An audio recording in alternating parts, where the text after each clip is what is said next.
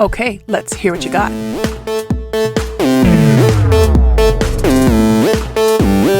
No, don't like that.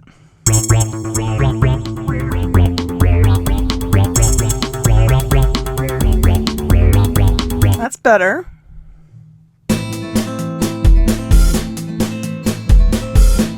I like that. That's the one.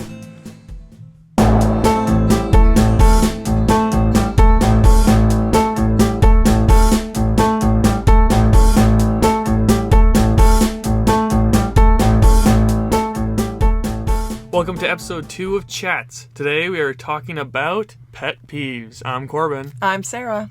And so as you guys heard, we're talking about pet peeves. And Mom's looking at me like she has a list. I came up with this topic. Yeah. As soon as I had an experience happen the other day, and it was just like, I know what we need to talk about next. Hopefully that experience wasn't with me. No, under pet peeves. Yeah. No, no, you are safe. This was actually a case where a parent had their child at an event that was clearly inappropriate for the child. It was a very young child, like I would say days, if not few weeks old.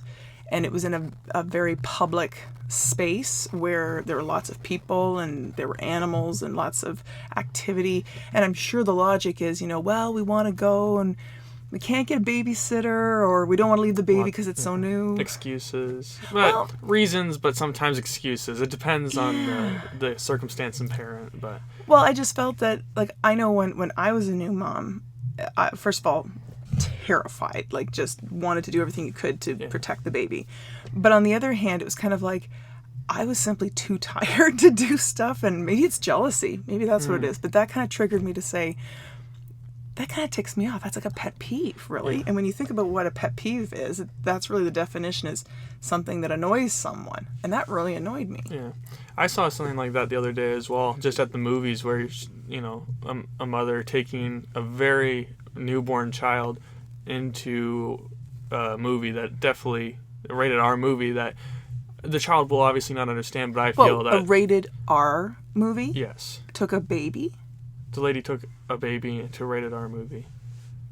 Oh, wow. Yeah. And it was one of those things where obviously the baby won't understand what's going on, but I feel that maybe there's a psychological, feeling that the baby might pick up on the negativity or something like that. But that's a whole discussion. Another whole chats is just about, what's too young, or, what's too young for kids, or... Yeah, thresholds for participating in stuff. Stay tuned for that next chats, but we're sticking to pet peeves, so... Well, what about you? What kind of pet peeves do you have? The main one I have is mainly just coming verbally from people. People who say like too much. That's a big thing with kids my age, and I'm a sucker for doing that as well sometimes. So, like, do you mean... I just said it, so, like, do you mean, like, verbal crutch? Yeah. Or particularly the word like? The word like is used the majority of the time that it clicks in my brain that someone's saying that. Mm-hmm. But I would say the majority, I'd say it's a crutch. Any verbal crutch. Yeah. And I find I have to be aware of that now more, so that we're doing this to kind of listen back. And am I pausing? My verbal crutch would be the word so. I almost use it as a joiner between thoughts, because you feel like you have to fill every moment with something. Every space has to have a sound, and which is obviously not correct at all, but that's how some people tend to think about it, and that's why we develop verbal crutches. Mm-hmm. I have another one that has to do with speaking, and it is interrupting or over-speaking. Yeah. And you've seen me go into action on this one. Especially the interrupting. The over-speaking part is just childish sometimes, but the interrupting part, I think, shows a deeper lack of respect, or...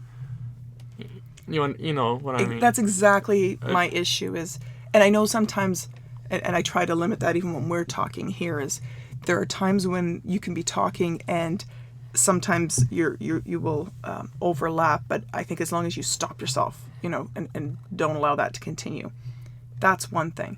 But it's another thing if someone is talking, and I find this happens to me like at meetings, or I see it happening to other people at meetings, where someone has a thought and someone else is either trying to redirect what the conversation, the direction the conversation is going in, or simply just trying to, oh, I'm going to take over your idea and I'm going to further the thought, which again is pretty rude too. Yeah. But that's just kind of those are the verbal ones for me that are big deals. I think interrupting is just a sign of just basic impoliteness. It's just very rude. A lack of control sometimes as well. Well, and to me, if you are able to stop yourself from interrupting, that is control. Yes. And to be able to say, you know what, I could overspeak you, I could cut you off. Even if I'm having an argument with someone, there are very few times that I will just sort of jump in and say, no. Yeah. I'm throwing my hand in Corbin's face right now. He blinked. Yeah. But to say, like, no, I'm going to talk right now. But that's one of those things that, again, I find that it's just kind of a very basic communication that if we're not going to be civilized and polite in that, it just leads to other communication problems. Well, and kids learn it when they're in public school, sometimes even kindergarten, not, to be polite, to let people in, like, say, a circle, they're in a circle, and they say, oh, Corbin has the ball right now, Yeah. Cindy can't talk while that you don't interrupt. And people still do it, and it's annoying. And that's why people put their hands up. Yeah. Right? You learn that, like you say, in elementary school, is if you want to speak, put your hand up. So it directs the teacher to say, oh, look, Corbin has something he wants to say. And that's another pet peeve that's more physical, is when a teacher, it's usually, in my experience, it's usually just the same teacher, but they drill that into your head ever since kindergarten, sometimes even daycare, where you put your hand up if you have a question, and then they ask a question in high school, say, and everyone shoots their hands up, and so, the one kid blurts it out. And there's always the same couple kids that just blurt it out, have no regard, and the teacher, they take that.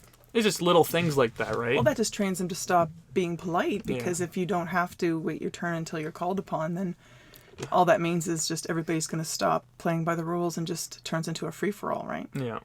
Basically, we're talking about taking turns in speaking as being the cornerstone to a civilization is really what we're talking about, I think, here. And a good podcast. And there we go. We're doing a great job so far. Now, when we get into the Kanye Taylor stuff, then it might change. You might start over-speaking and yelling. But There could be some overlap there. I know I have another very obvious pet peeve. And, I mean, unless you've spent time with me, you wouldn't know this. So, do you know, would you have any idea? I need a hint. What happens when I clean out the fridge? Oh, food. Wasting food. Yes. Yeah. I'm pretty sure in a previous life, I starved to death. Yeah. I'm pretty sure. I've had some traumatic experience involving food, and now I don't even try to hide it anymore. If we have food that spoils and it could have been eaten, or if I've taken time to prepare food and it doesn't get finished, people don't want to eat leftovers, it just kills me. It feels like such a waste of time and effort and money. We've talked about how expensive food has been at our house and everywhere. I think everyone is experiencing the increased cost of food. So I think it's one of those things for me where I'm like, oh, this is just unbearable. And it's hard in our house, I'm sure a lot of people's houses, because we've got 4 people going in 4 different directions. Sometimes we're lucky enough to get everybody at the table at the same time. But it's really hard to not waste food. And like I say, I have almost a physical reaction to either, whether we are able to feed that to the dogs, or if we have to actually scrape it in the garbage, or if it's fruit or veggies that have spoiled that you put in compost. It just drives me crazy. Yeah. And it's rubbed off on me as well if I'm at someone else's house and they don't finish. Has it? As I overlap you? Yeah. Well, and that's the thing, is that I find I take it for granted sometimes while I'm at home. When I was at college for a bit, I made sure that everything was eaten up. So I think that was one of those things where you have to be on your own to fully appreciate it. But going back to what I was saying earlier, just like if I'm at someone else's house and their parents made something and they don't finish it and they just toss in the garbage, or if we go out for dinner with other people and they don't finish it, I see that because you guys, mainly you, have been the one to, you know, drill that into me in a good way. And I think that eventually it will be 100%. It's just getting there. We're working toward Yes. it. I see a lot of people wasting food in restaurants, and that bothers me. And I do know some servings at restaurants are way too big. I'm all, and you are as well, all for the little doggy bag. Just take it home. Yeah, we were out for dinner or lunch yesterday, and you brought your lunch home. Yeah, and it was a stir fry. And usually stir fries don't taste very good after they sat for a while. But as we said, it was during the lunch hour, and then by the time I got home later that night, I was good to go and finish it. So it doesn't mean it has to sit in the fridge for a while. Just take your time and take it home with you rather than sending it back to the kitchen. I think that makes good sense. That goes into another whole topic of eating and stuff like that, because sometimes, we were discussing that yesterday, sometimes you eat too quick and, you know. Yeah, you fill up too fast. And it ruins your appetite. And we could do a whole food nutrition podcast. But no, I think that's important too, that, you know, that you either take it home and finish it. That's just good economics, in my opinion. But you see a lot of people sending back food to the kitchen, and then, you know, they can't do anything with it there. So what do you think is another pet peeve that is kind of universally accepted or adopted? I would say eye contact. Ooh, how so? I know a lot of kids, especially in this modern era of technology and all that, they don't look people in the eyes. I'm kind of bad for that sometimes, because if I'm thinking like 100% in what I'm saying, my eyes kind of look around, you know, anywhere. But at least I most of the time, I'm looking at someone's eyes when I'm talking to them. But a lot of kids don't do that. They're always looking down. Oh, or they're looking to the side because they're not used to that, right? Yeah.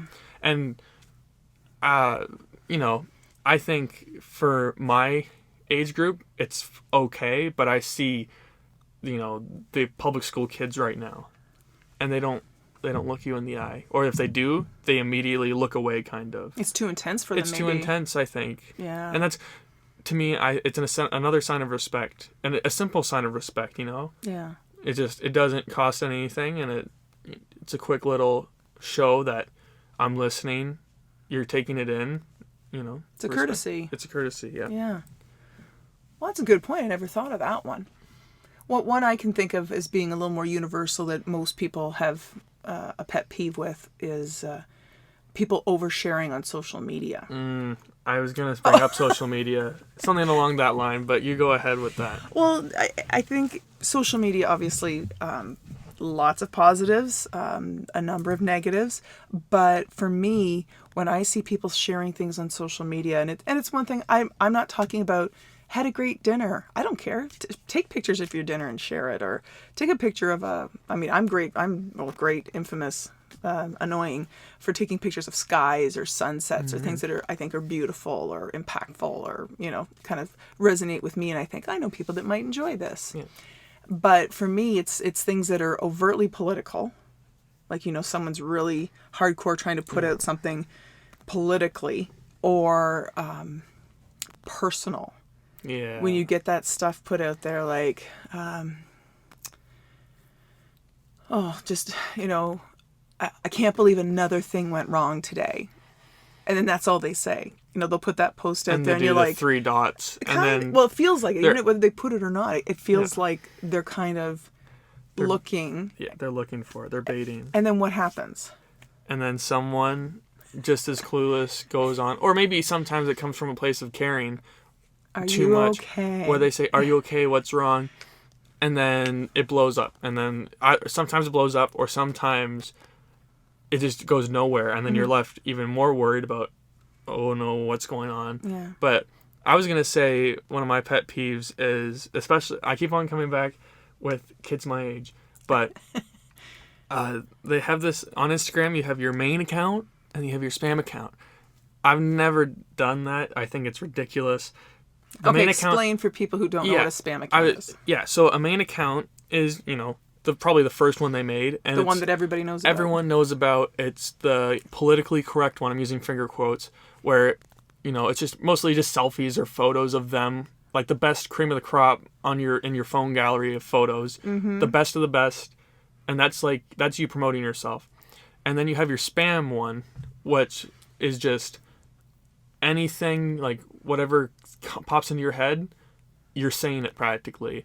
And some are worse than others for this, but I know some kids who just are relentless on their spam accounts it's just ridiculous. It's like it's almost like they're running a business almost, where they're promoting themselves so much in like with the main account, which is like what everyone sees, like when the main public sees, and then behind the scenes it's all this negative stuff.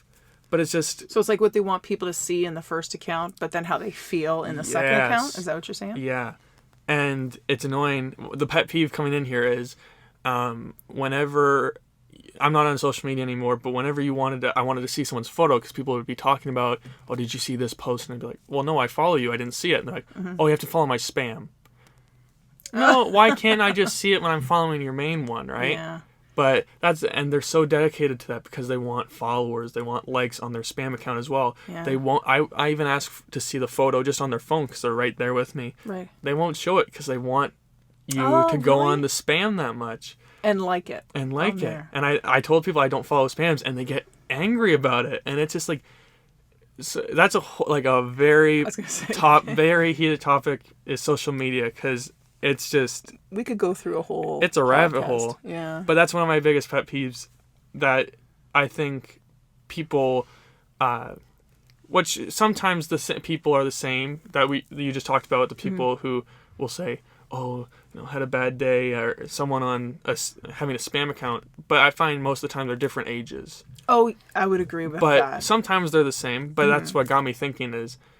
people that of the age that are a little older, that what you're talking about. He's pointing at me right now with both fingers. People older than me, and he's pointing like you, Mom, oldie. No, older than you. Okay. They tend just to put it all out there on their main, or their main, because they don't have any other accounts. They probably don't know how to make another account. Right. But people my age... Can I just time you out here as I interrupt you? Yeah. A lot of us just don't have the time or energy to have multiple accounts. Well, to be clear on that point. I can see that as well.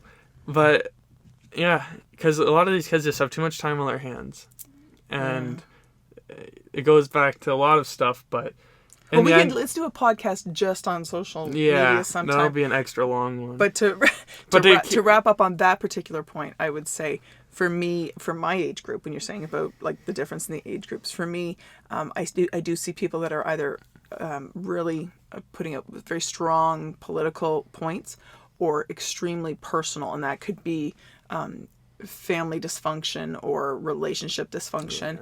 And I understand that for some people it's an outlet, especially if they're feeling alone.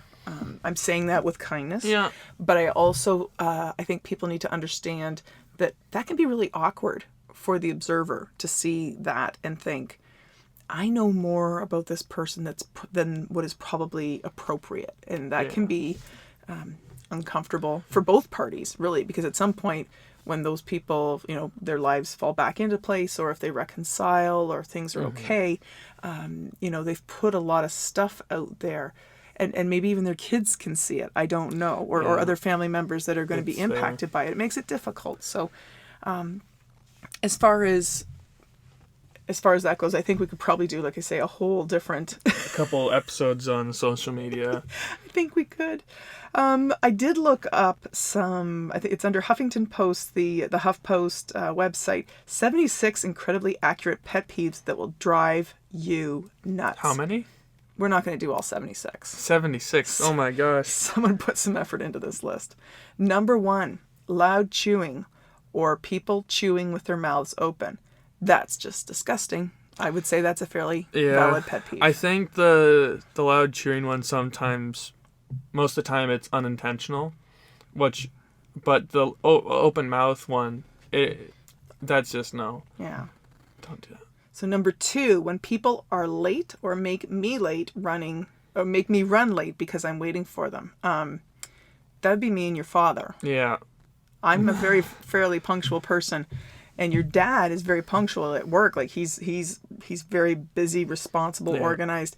And I think when it comes to weekends, he's kind of like, I just don't want to feel that stressed having to be that organized. Yeah, I find myself sometimes being quite late. Yes, you can also be a reason why I run late. I know how many times I had to drive you, like, speeding across town to get you to your job. So number 3 is kind of a spin-off on this. People who are chronically late. So maybe instead of making me late, they're making themselves late, and they're just, Okay, so that's fine. Number 4, people who scuff their feet as they walk down the street, especially if they're wearing Uggs. That's very specific. The Uggs part I can't think about because I've never seen anyone wear Uggs and examine them enough or care enough about their shoes. Their feet. But not picking up your feet is annoying, but to me I can block that out. You can deal with that? So far I can deal with most of these. This one I know you can't deal with. No. Okay, number 5. People smoking electronic cigarettes around non-smokers. Smoking is smoking. Or just regular smoking. Or just regular smoking. Especially when they're not supposed to be there, or you have to go through them. Yeah. It's just obviously we're a family of non-smokers, so we have a certain viewpoint on this. I just think it's once again respect, and I don't choose to smoke. Don't make me go through your smoke, right? Yeah. That's at the end of the day. That's what I think about. In the end of the day, you should try not to smoke, but. It's tough. It's personal choice, but to me, it's like as soon as you start infringing on other people's personal choice, that's where you cross the line. Well, and the rate, I don't remember, but a while ago, I'm pretty sure the rate of secondhand smoker caused cancers or illnesses was more so than people who firsthand smoke. So that's right. That's annoying. Yeah, you got that right. Got that right. Okay, number 6, people who chew gum loudly and attempt to blow bubbles in confined quarters. Like here in the closet where we record the podcast. I can't blow bubbles. No, right now we're almost touching knees. Yeah. But no, I don't really care if people try and... It's when people... Even then, that barely happens. But like if someone comes up to you and blows a bubble in your face, like... You just pop it. Yeah. I don't know.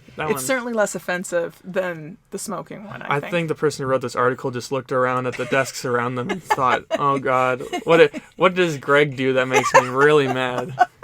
Poor Greg. Poor Greg. Just trying Greg to... or Susan. Susan.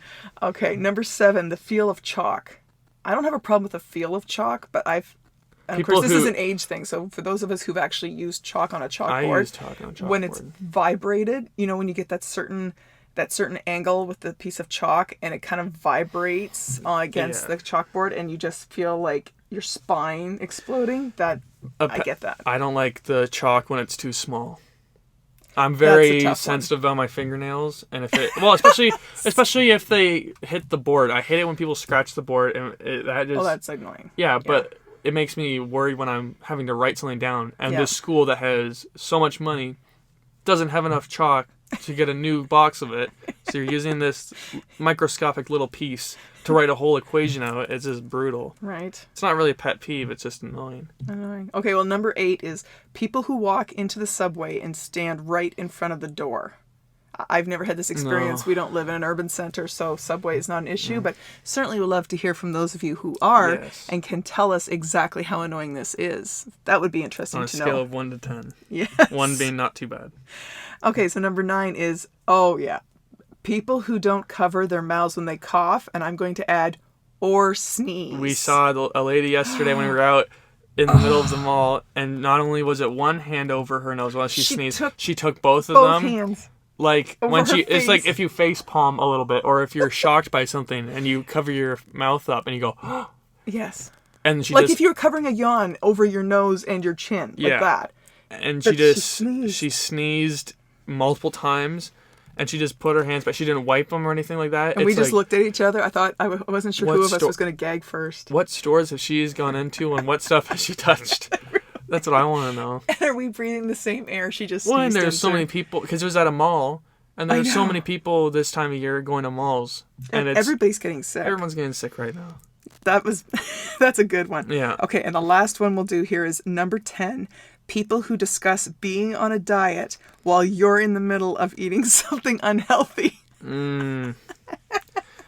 Yeah, I've never, since I'm not one to go on a diet per se to lose weight or anything like that, but no, I haven't had that particularly. I've had people remind me, because I went from very into fitness, very fit, to out of it completely, and now I'm getting back into it. But when I was out of it, I've had people, while I'm eating the food I'm eating, say, that's not very healthy. That's not, I used to be so healthy. And on one hand, it's motivating and it's true, but on the other hand, it's like, oh no, I was just trying to live life a little bit, have some McDonald's. But I can see that'd be annoying, because it's almost like that one person who always tells you that they've lost weight. Mm-hmm. And I feel like it's being someone who's done fitness for a long period of time consistently and getting results. It's more rewarding with people telling you that they see a difference instead of you telling them that there's a difference. Exactly. And having been someone who has been trying to watch what they eat and either fall off the wagon or just exactly what you say, it's Halloween and you're going to eat a couple of chocolate bars. Yeah. To have someone say, that's not your best choice.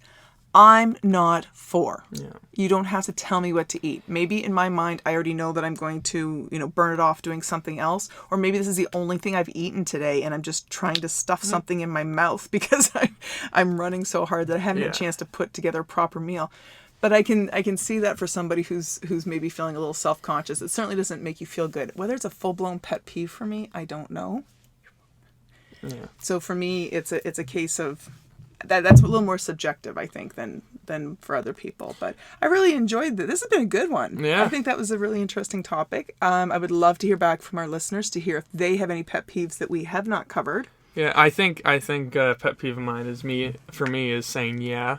Because all the time, because I just agree with you most of the time. You just hear me say in the background of the closet here during the podcast, go, yeah. Yeah. I nod my head a lot. But other than that, there's worse things. You could be disagreeing. I could be blowing bubbles in your face right now. Or smoking Poor Greg. Cigarette. Poor Greg. Or Susan. Or Susan. Very good. Well, this has been Corbin. And Sarah. And join us for our next chat.